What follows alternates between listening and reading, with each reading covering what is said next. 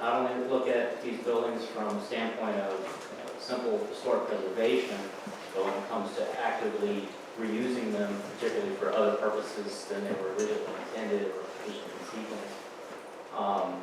That's where really where we kind of make our markets, especially because we like to dig into the stories of people and place and really bring about the historic artifacts and these kind of things that are embedded in these places and these buildings to inform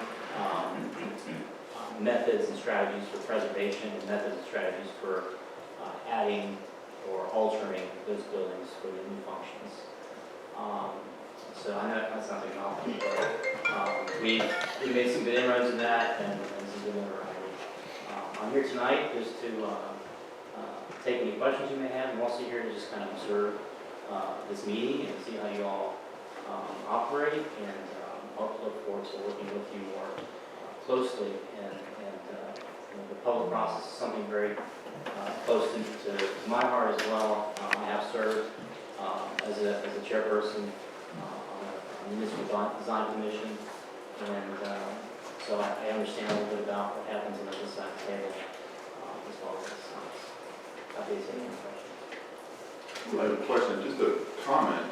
Being someone that lives in Gettysburg, Pennsylvania for 17 years and have been in the old Cyclorama building many times. Yeah. Civil War history is my life for a number of years, but that's very impressive what you were able to do with that building, because it really had no use other than to present that painting. So that's quite impressive.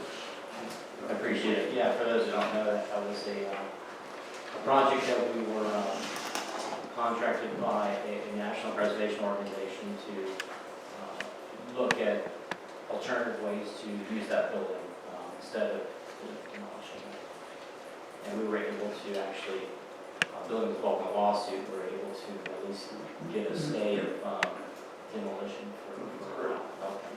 It's tremendous. I mean, it looks great. Yeah, it's amazing building. Thank you. I'll just add, there was a lot of excitement. I mean, during this process, it took some time to make the RFQ publicly, to advertise that, to get the submissions in, to interview, and to really vet these 10 firms down to a single recommendation. But out of the gate, from the beginning, Key Design Research was impressive to me as a committee member. Just their enthusiasm and understanding of what we communicated during the site visits and walkthrough. And while I've said that we came to this project with somewhat of a working concept of how that layout might work and be feasible, even with no contract in hand, they were already sketching ideas from the beginning of potential layouts, and invested a lot, as did Withers and Ravenel with theirs, and really it was impressive to see how that unfolded with both firms. Any questions on? Thank you, sir.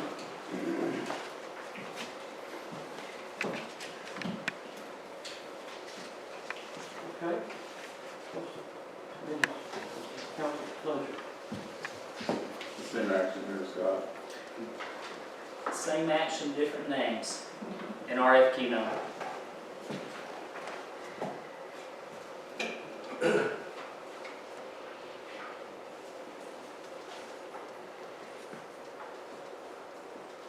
Okay, do we have a motion?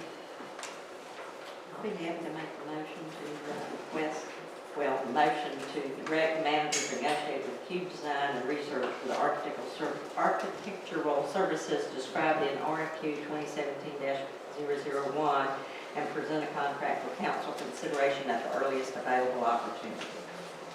Okay. Have a motion by Ms. Lawrence, a second by Mr. O'Day. Further discussion? All in favor, raise your hands. Okay, we skipped bid award for the parking lot. I think the committee to review the GA. At the last meeting last month, the directive was, when this was discussed, the need for completing the Unified Development Ordinance draft and bringing that forward. The directive from council was the formation of a committee to work on that, to further engage citizens in that work and process. And the outcome of that request is what you have before you in the Unified Development Ordinance Review Committee ordinance. And I'll put that on the screen for the public's benefit. We do have some copies. We made extra copies because this wasn't ready for the agenda last month, or last week when the packets were ready, and was just released yesterday. And the directive last month was for Councilmember O'Day and Councilmember Adams to work with staff on some of the details of how we might put this committee together, how it might be formed, how it might operate. And it's an ordinance document that has a lot of components, so I'm going to hit the highlights and let you ask questions about it. But the first thing that I would like to bring to everyone's attention is the stated purpose of this committee, and we're proposing that as the purpose of the committee is to engage representative community stakeholders in a review of the current Unified Development Ordinance drafts, substantive issues, with the goal of shaping a final UDO draft that is more congruent with the current comprehensive plan. That's the core part of the purpose. The committee will be advisory to the zoning board. The desire is to engage the community in the rewrite process to an even greater degree beyond what is normally required in the adoption of the development ordinance. And I guess that's really, from my view, that needs to be the starting point of this whole discussion for council. Do we feel like that's what we're trying to accomplish with the committee directly?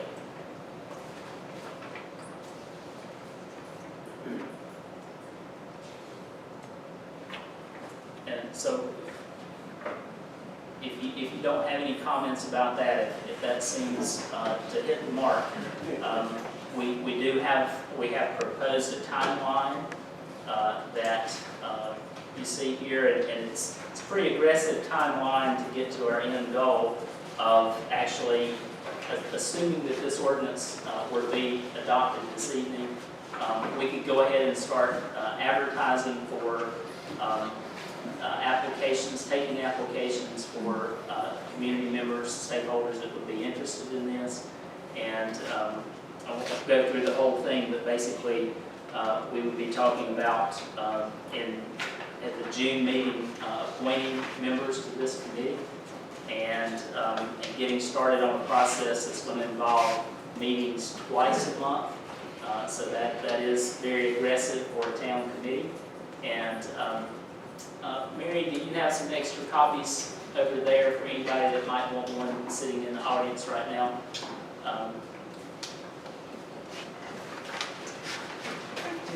If you want to send those around. And our planning director can speak to this, and our attorney. And in just a moment, I just want to hit the highlights of what we're talking about. I'm going to jump down on page 2 for those that have it in front of you. Membership, item D, membership size and composition is pretty critical component of this. What we're proposing in this ordinance is 9 voting resident members with 2 ex officio members, one being a council member and one being a zoning board member, and then a non-voting either chair or facilitator. We will have to decide that this evening, and that will give us a total of 12 sitting members, but 9 voting members, and we wouldn't allow other ex officio or non-voting membership on the committee. And just to primarily for the public's benefit, what we would be looking at, some of the components of those members would be years in town, experience on previous Summerfield committees related to the comprehensive plan and the UDO, development, land use expertise, interest in the process. At the end of the day, we want a geographically diverse cross-section of the town represented, and a key part of serving on this committee is going to be a strong dedication to meetings twice a month. And we're proposing that for the first and third Thursdays, is that right? Correct. Get to my note on that. And so that's what we envision for it so far. And if you go over, for those that have it there in front of you, if you go to page 3, really the bottom of 2 and then 3, we really outline very clearly there the role and responsibility of the committee member for this review committee. Also, we lay out the role for the planning department, planning staff, also for the zoning board and the town council. And to be really clear to my question that we asked that was asked last month, this committee, this UDO review committee would be advisory to the zoning board, which in turn is ultimately advisory to the town council. They would see the minutes each month. They would have a representative from this council if you were to adopt it the way it's presented. So you would certainly have the pulse of what was going on within that review committee, even independently of what the zoning board ultimately recommends. And do you have anything to add to that, Mr. Attorney or Carrie? I just will, while I'm not on the committee per se, as it happens, I plan to attend meetings because when I'm writing the code to follow the citizen intent, I need to be firsthand observing that and hearing it. So I think having me not on the committee keeps me more objective as far as making decisions, and my role is then to take those decisions and codify them into the ordinance. The other part, that's really important, and we discuss this a lot, if this committee is expected to, during their committee meetings, line by line, read ordinances, certainly will take much longer than the spring. So the suggestion is to identify critical areas of the ordinance with the committee and come to some sort of consensus about those, and then ensure that the ordinance is codified to meet them. It's something it's a very important point to bring up, because I don't want there to be a misunderstanding, and if the ordinance is written already, it's about reviewing and ensuring that for those essential elements, it's the best way to represent the citizens' desires. And to that point, recently citizens have asked for a list or a report of the concerns that were brought forth in those large public meetings that we had about the plan development. And that would be the starting point for this committee. Those would be clearly, internally, we've looked at all of that input and identified the list of major core issues that the citizens have communicated to us. And those would be the issues brought forth to the committee to deal with. For instance, density has obviously been a major component. Residential density. And commercial development, intensity and appearance. And a lot of uses. Yes, definitely uses, which is land use, basically. The effect of development on infrastructure such as schools and roads. Another very big piece that's a citizen concern, obviously, is control. and process, and how much, the details of the process and the criteria by which things are approved. That's something that's needs to be certainly addressed. And I'm looking forward to it because I know that's a concern of yours. And part of it is, in fairness, going to be an educational process as well, because I think we're looking forward to a citizen body better understanding the process that the law allows us to follow.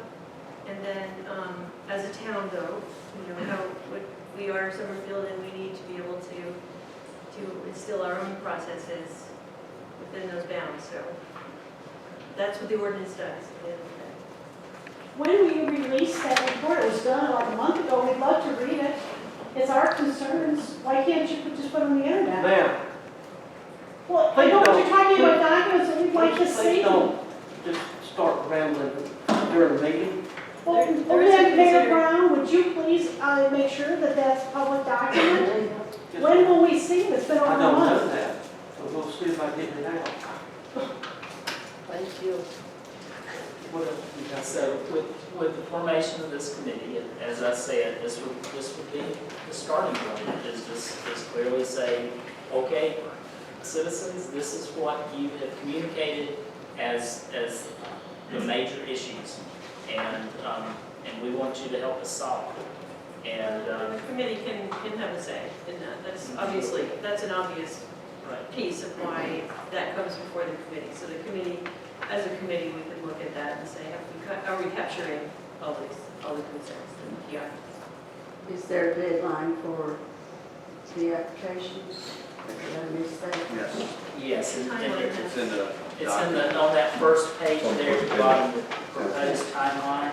And it's, as I said, pretty aggressive to get citizens to apply, to interview, talk with citizens, and to come away with a recommendation by next month. I guess May 24th when they start reviewing. Are you going to accept applications? There's no deadline listed here. Yeah, that's right. So tomorrow we'll have more details on the website, is that right, Scott? Should the Yes. council? Yeah, so what's proposed here, we're not going to get ahead of ourselves and start putting deadlines out there until we know if this is the ordinance and approach of forming this committee that the council desires. And so the first step is this evening, council's consideration of the ordinance. And because council members O'Day and Adams were part of the formation of this, have I missed anything? Have Carrie and I missed anything so far? Or do you feel like we're on track with the We gist? wrestled with several components, particularly the purpose of the UDO review Right. committee. We wrestled with the wording, we wrestled with just how it would be shaped, and these were the words that we came up with. And just to that point, so if you go back to what council directed the four of us to review and come back with something this month, the council directive, the council's objective here was to adopt a citizen-supported UDO that is better aligned with the adopted comprehensive plan. So out of that comes the purpose or objective of this review committee. And if you feel, if the two of you feel like we're on track with how we've stated that, then that's the core starting point of this whole ordinance. And I've gone over the key parts of the ordinance. Once you get to item H, which is about the rules and records and meetings, most of that information is out of the consolidated committee ordinance, not deviating too much from how our other advisory committees operate, with some exceptions, because this will be an ad hoc committee, so it won't be ongoing when the work is done. When the mission has been accomplished with this committee, it will be dissolved, but we've put a lot of thought into what type of committee by looking at the different types that are available and suggested by the school of government, and we've met with our attorney about this. We've had a lot of discussion and thought to get to something that hopefully the community feels like hits the target for what we're trying to do. Well, I would also like to mention that during our process of meeting and ferreting out all the information about how we wanted to structure it, was we used, with Carrie's help, use other government type of documentation as to how ad hoc committees are in fact put together, how the procedures go, what is the approach. Do you have any of those references that we use? I have some. I can kind of summarize that the references separate oneself a little bit emotionally from the task at hand in order to figure out how to make it happen. So it's things like, what is your purpose should be the first thing you ask, and who should be on the committee. So you establish your purpose and then set up criteria that would meet that purpose. So everything, it's kind of, and as we go through the interview process and the application process, it's important to come back to that base purpose to review those. Most of the publications I've used, Mike, are school government, League of Municipalities, other consulting firms that do public participation methods such as this. There's a process called top facilitation. It's a sort of an accepted practice of public participation, and we consulted consultants in that field, those who actually teach. In fact, Scott and I even had a sort of an hour-long coaching review with a facilitator, a facilitating expert, to talk about what was in this document. She had made some really good suggestions. Well, the charge that Councilman O'Day and I had was really, and as well as the staff, was to identify a purpose. And I think that's really, having any kind of committee of any kind, you have to have a stated purpose, you have to have a direction. Then in fact, you begin your map as to where you're going to get to, and an objective, what will be the end result. And I think that that's what's important tonight, as other council members see this, that as they read the purpose, have we captured the essence of what we want as to what we heard in the public hearing? Did we capture it? And if we didn't, we need to certainly redo that or go back to the drawing board and do that. But I would like to have the feedback from the council.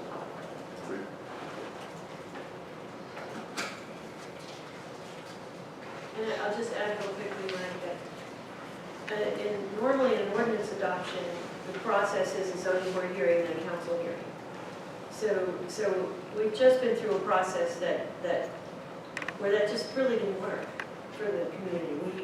We need more citizen engagement before we get to those formal processes. And this is what this committee is hoping to provide.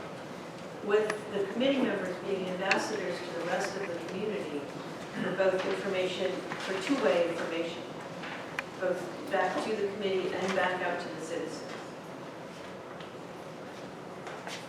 And to piggyback off that, what that would look like is at the end of this committee's work, the committee chair facilitator would present a summary report of their work to the zoning board.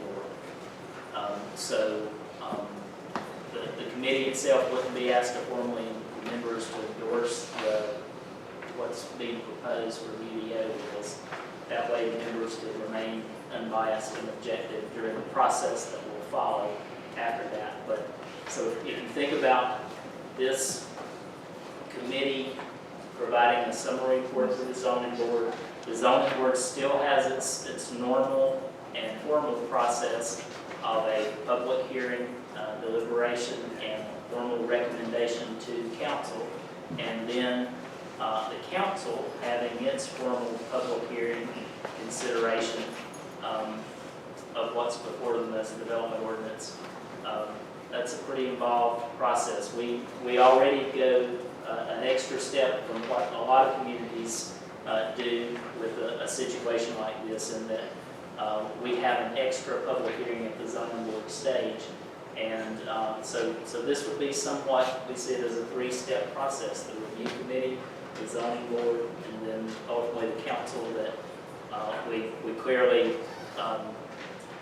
say here in this ordinance that at the end of the day, this council is responsible for the adoption, the decisions regarding the ordinance.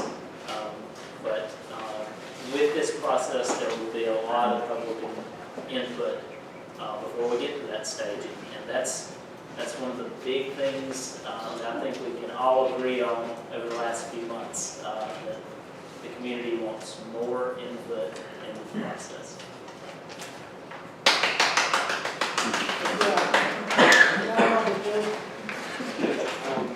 Next question, Mike, I think it's just great. They've done a great job this month, and y'all did a great job. You take credit.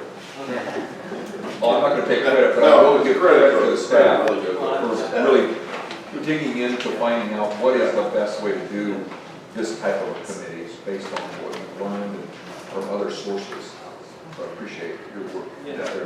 You're welcome, thank you. Thanks for turning it around so quickly. I mean, we know you have a lot of. Mike, is the subcommittee just you and John, or is it about Terry and Scott? Who's the subcommittee? Should we disclose that? we emailed the department. Should, don't you think we should disclose that?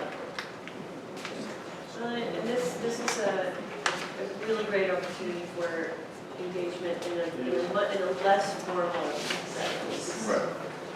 Right.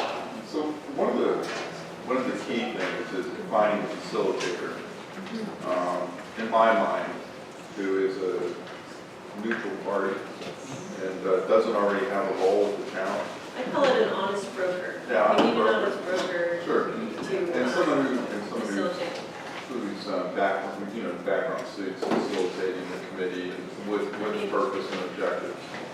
One role of a facilitator is to police the meeting, is to stay on agenda Right. and keep everybody on task in that way. We talked about this a little bit too, about the, because there's been such a contentious issue in the town, wanting to make sure that we had a neutral honest broker. If you go outside to like a professional, or just so you know, the downside, I guess it's that one, but they don't know the town. They haven't worked before. At all. Those of us who are around.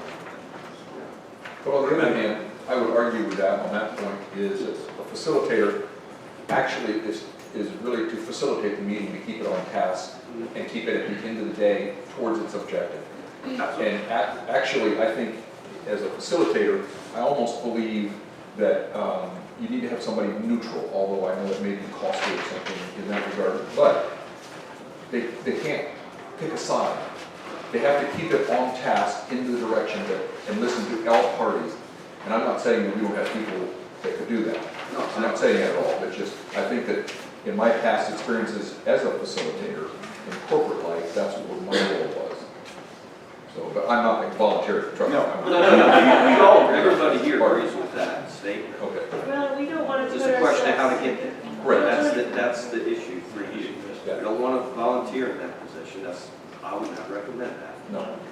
So then you have some decisions to make. We're a salaried staff member either. Right. So that's just kind of limits what you can do and do something. That's a policy decision for you all to make, how you want to go with it. And part of it is that we don't want to frustrate the process by being a target of potential bias, myself included. So Does the league or the COG have a resource there for us? I've been researching those sources, yeah, and actually talked to a couple folks today. So I think that there's a cost involved in this. I frankly, I think we pay it. And we get the best result for the town. That's what, in the end, I know that's what I want. Otherwise, it's not worth doing. Part of it, I talked to some of these facilitators about, gosh, do they have to be there for every meeting? Is there an option to have them be there at the first of the month and carry on with the chair for that next month? Or can a facilitator come and do a kickoff type meeting and set the tone there, and then process checks through the process, where someone else is just policing the agenda. So these are different options that, and some of them are truly going to be based on availability of facilitators. And we ask somebody like school government, Matt Reese or Jesse Day, and they're filled up. So my answer was, we'd love to have someone there all the time, but we'll look at those options, and if we have to have somebody part of the time in doing process checks versus not at all, how would we feel about that? And Scott, you and I haven't even talked about that, because it was a conversation we had this No, afternoon. I don't think it's optimal. Yeah, I don't think it's optimal. I think, Yeah, I'm gonna go for the pie in the sky, sorry. okay, We need to be there. all right, well, we'll talk more. Yeah, you can fill us in on what the options are. Right, we don't have to make that decision No. right No. now, do we? Right. I think we can go as we That's correct. Look as we're going along, but I think this looks really good, and I appreciate the time and thought that's been put in it. And I appreciate both of you on the council taking your time and expertise in there to work with staff, so I think that's And my comment related to the ordinance as presented, really my biggest concern about it is, we identified a zoning board member and a town council member as liaisons, ex officio, non-voting members on this committee. And my concern and question for you is, that's obviously a huge commitment in addition to your role as council members and this meeting every month. It's 2 more monthly meetings for you, and John has plenty of time. and I'll volunteer, John, too. so my main interest this evening is, There's one member of this council, I've heard recently retired. so my main interest is in getting the ordinance adopted so we can start the process of proceeding, asking for applications and keeping it on track with the proposed timeline. But if someone has decided they would definitely like to serve in that capacity as the member and wanted to make that part of the motion or a separate motion following this, we'd be one step ahead of the game. We don't have to decide that tonight. It could wait till next month with the appointment of members, but something to think about. Suggest let's get this adopted. Go from there. Ready for a motion? I'll make a motion that we adopt the UDO review committee ordinance as written. Okay, motion by Mr. Walter, second. I'll second. Second by Ms. Barnes. Further discussion? All in favor, raise your hand. Okay. When's going to be the due date for the applications? I thought you were going to add the. I was gonna ask a question before